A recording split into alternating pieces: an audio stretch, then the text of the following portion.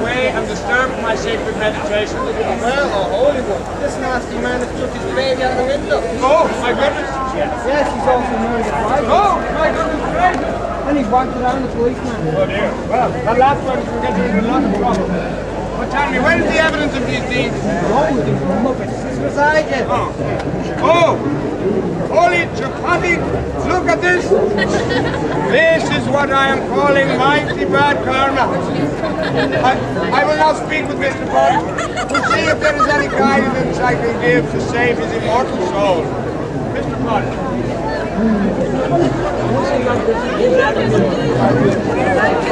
Will you shut up?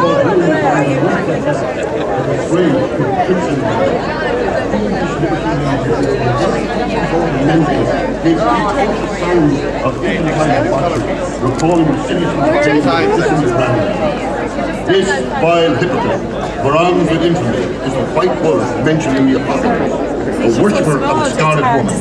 Intrigue is the very breath in his nostrils. Guiltless as the on-sun snow.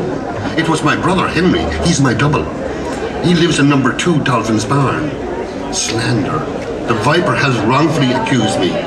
Fellow countrymen, I call upon my old friend Dr. Malachy Mulligan, sex specialist, to give medical testimony on my behalf. Did you go in and register with anybody? Dr. Bloom is bisexually known. He has recently escaped from Dr. Eustace's private asylum for the men of gentlemen. Born on the bedrock,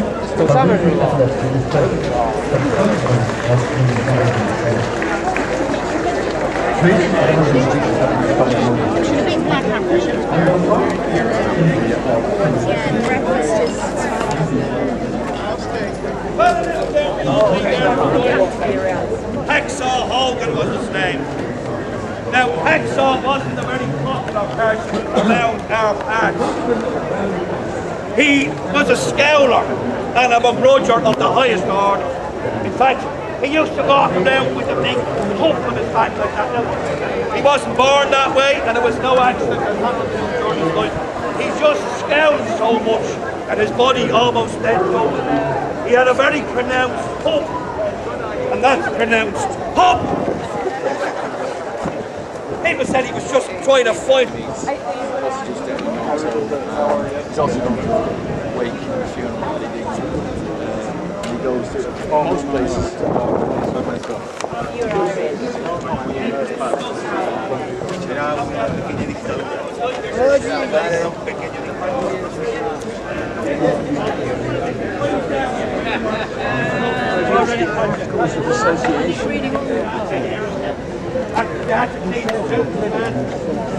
Anyway, because he spent 20 years walking around like that, we got him up onto the table to lay him out.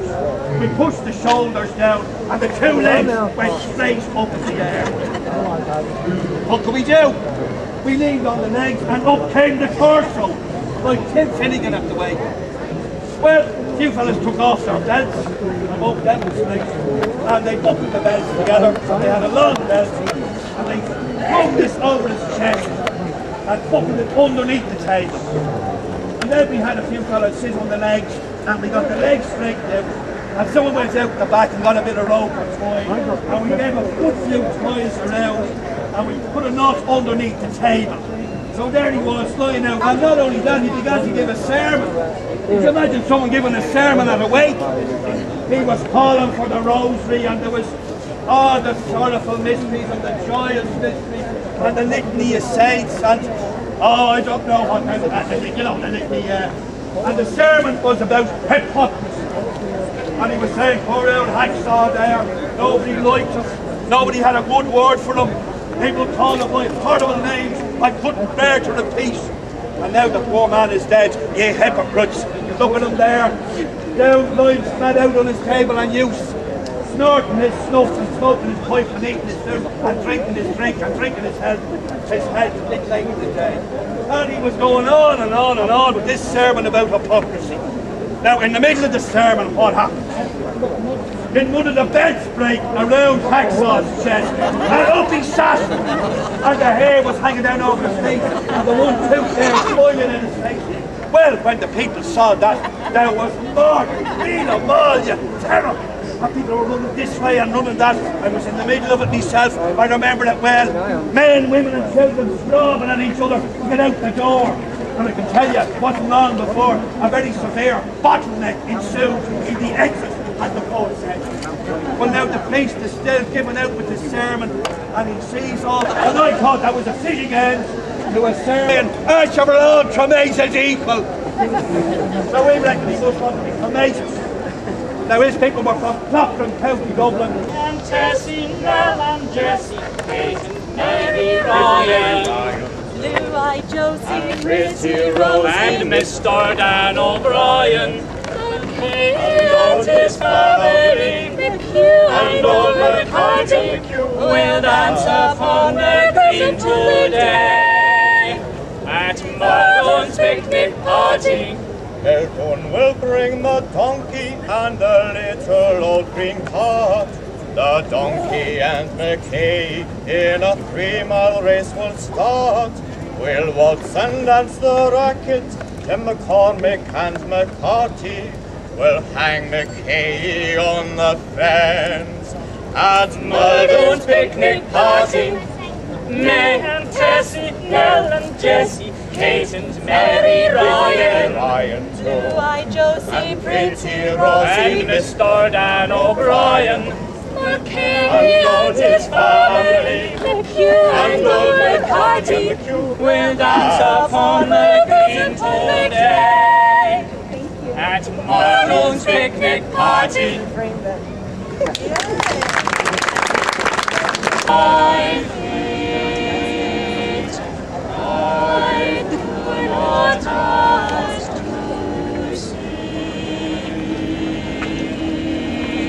what is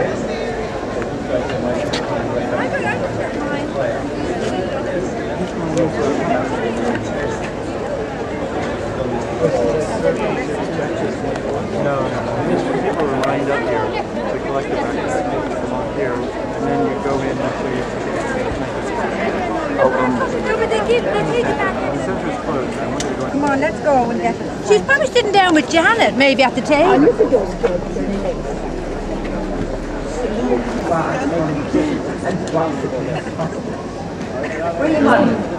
Were you ready? That's how close I was. We got a bit close here.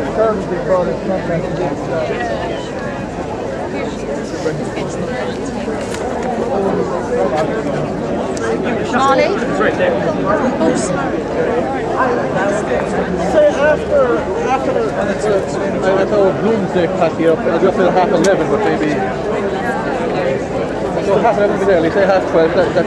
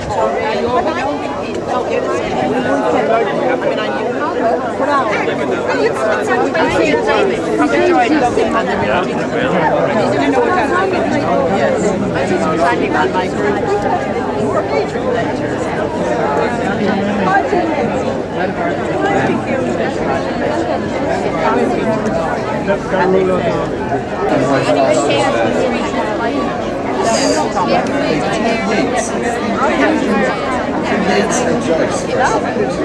Liebigs and Joyce, met outside. This is Foster more or less summarising something which we will get into far greater detail in his round of work. So there would have been a kind of a session where they go, you know, that somewhere along the line, Joyce would have touched